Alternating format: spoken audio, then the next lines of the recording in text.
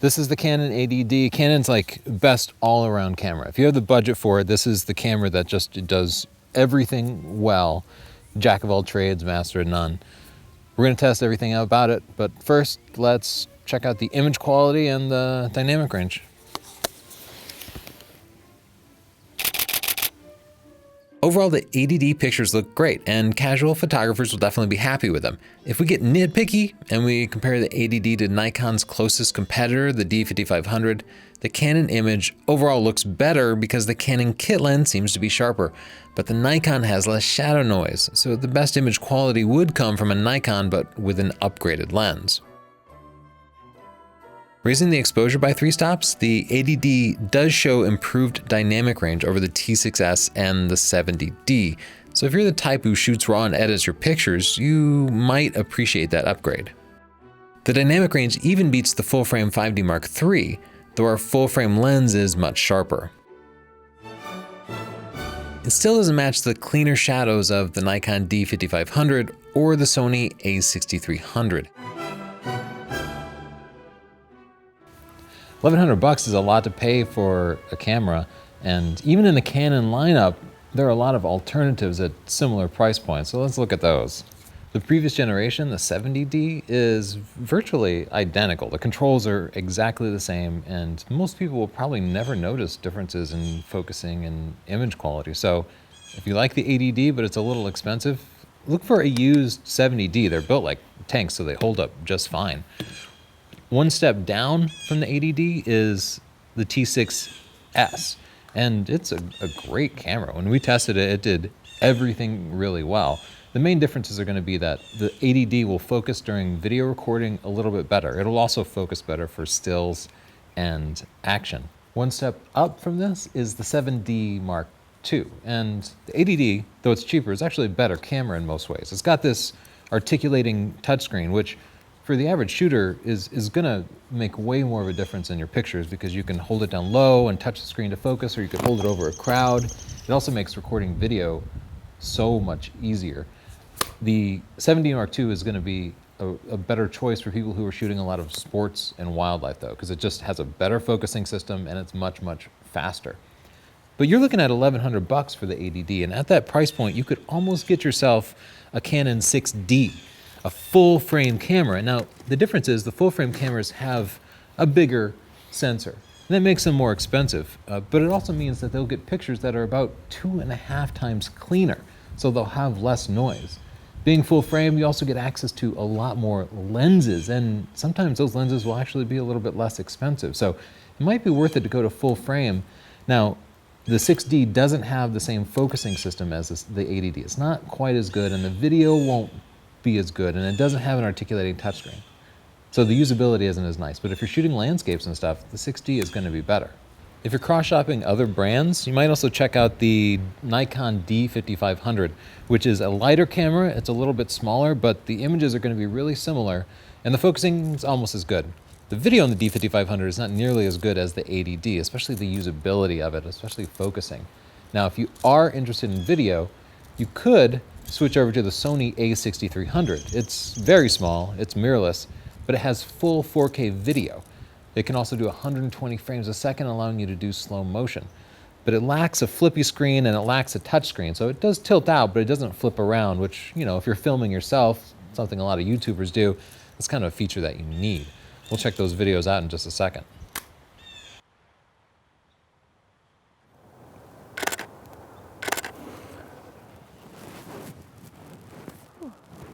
I'm trying the FA autofocus with the 1.4 adapter, and it's not working very well.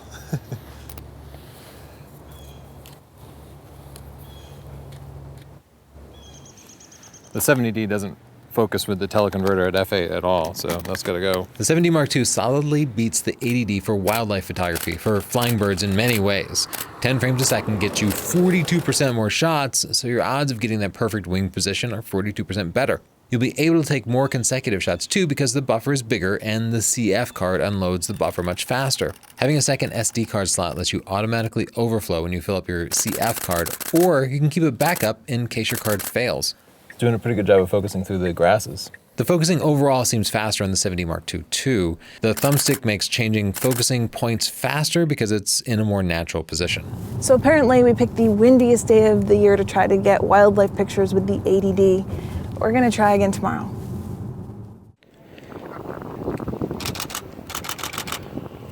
The sky is blue like this. I use all focus points. That way if the bird moves around in the frame, the camera keeps it in focus. So far the 80D is doing awesome.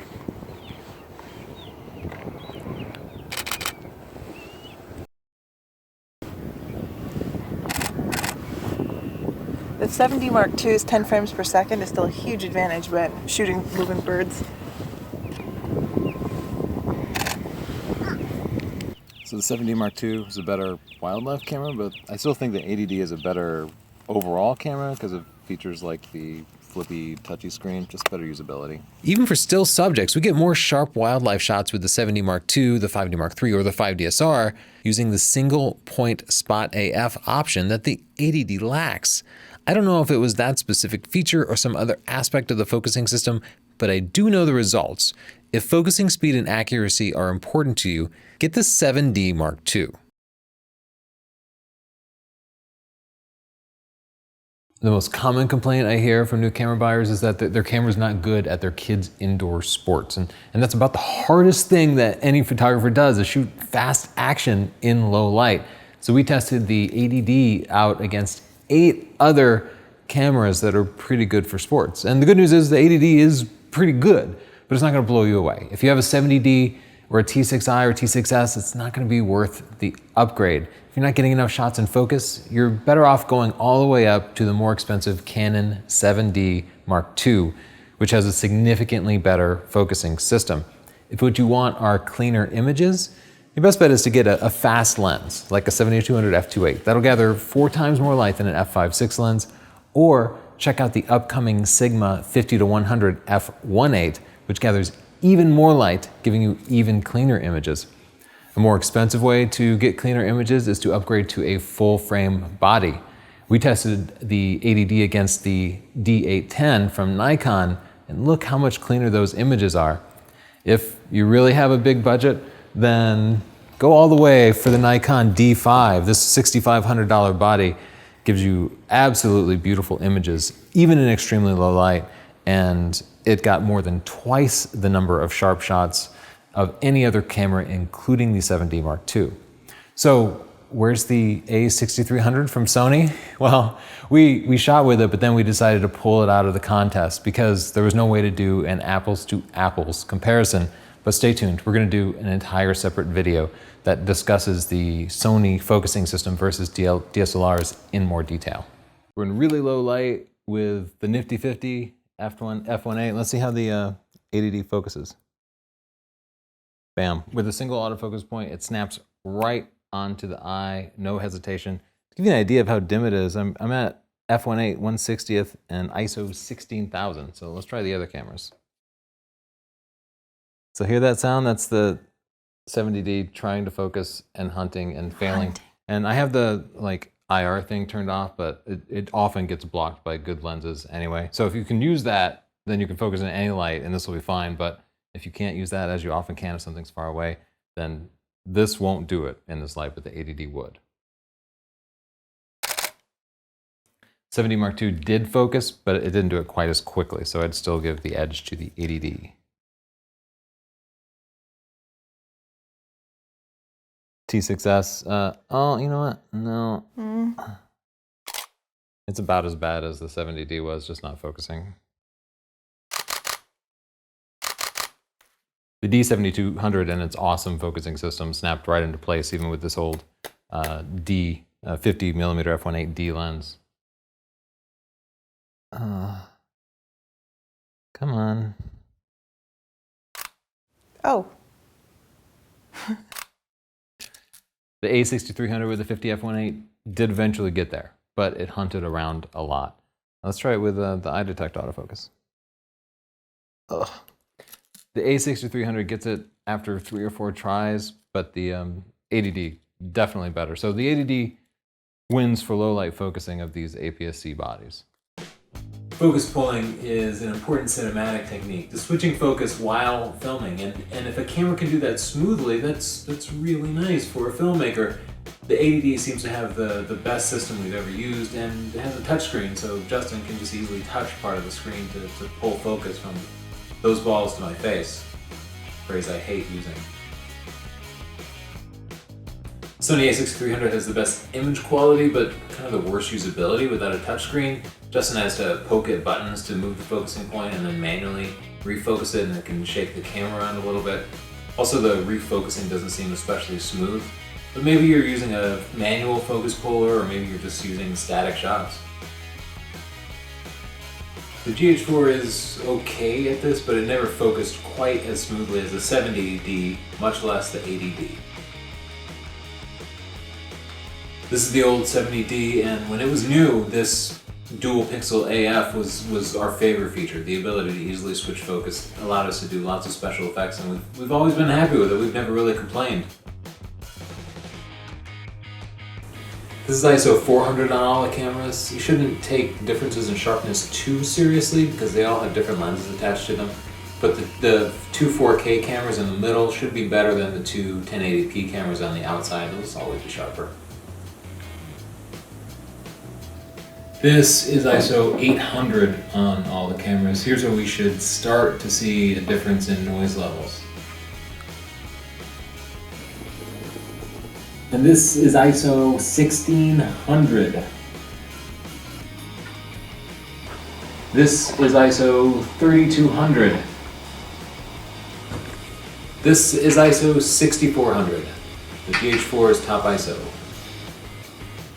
This is ISO 12800. The GH4 does not natively support it, so we record it at ISO 6400. It'll be a stop darker, and then we boost it in post. But we found it holds up pretty well, even at this pushed ISO. This is ISO 25600. This time the Canons are pushed one stop, the GH4 is pushed two stops, but it's still native on the Sony. I got tired of standing and bending over. We publish at 30 frames a second, so if a camera records faster than that, you can slow it down and get slow motion effects.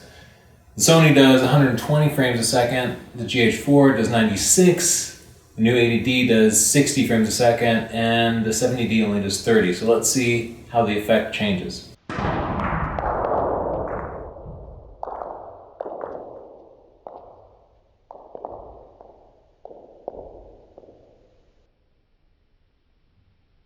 Weak ass break.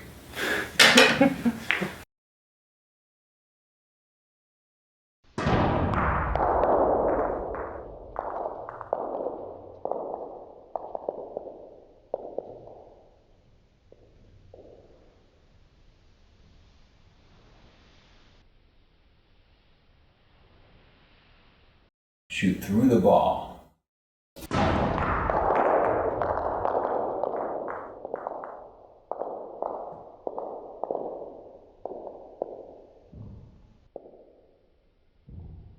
That's the best I can do. Oh, I got the 8-ball. Rolling shutter. You probably don't care about it, but it's the thing where if you film something that's vertical and it's moving, it will appear to be slanted. And it happens because the camera reads the sensor from the bottom of the image to the top of the image. So if you have a telephone pole and the camera will first read the bottom of it, the bottom part of it, and then you move up a little bit so the telephone pole seems to move. So now when the camera reads this part of it, it seems to have moved. And so it moves like that, and the telephone pole ends up looking like that. And we don't care. We see it sometimes in our videos and nobody complains and it just doesn't matter. And even in professional high-grain movies, you'll see rolling shutter. But some people really care, so we're gonna test it. We're gonna drive at a constant speed, and Justin is going to film each of the 4 cameras out the window, and we're gonna film a telephone pole. You'll notice that the 4K cameras have a worse rolling shutter than the 1080p cameras. They're moving a lot more data from the sensor, so it just takes a little bit longer. If you are thinking about 4K and you're concerned about rolling shutter, just know that that's kind of a necessary penalty. So should you get the 80D? Yeah, it's a great all-around camera. It might be the best all-around camera. The usability is world-class. The image quality is good. The focusing is good. Everything about it is good.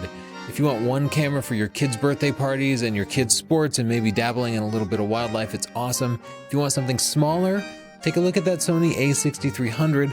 If you're going to nitpick image quality, you might take a look at the Nikon D5500. If you're serious about landscapes, you want to make huge prints or something, take a look at the full frame Canon 6D. Subscribe to see more free videos, teach you how to actually take great pictures, as well as studying new lenses and cameras that come out. And like, share with your friends. Thanks so much.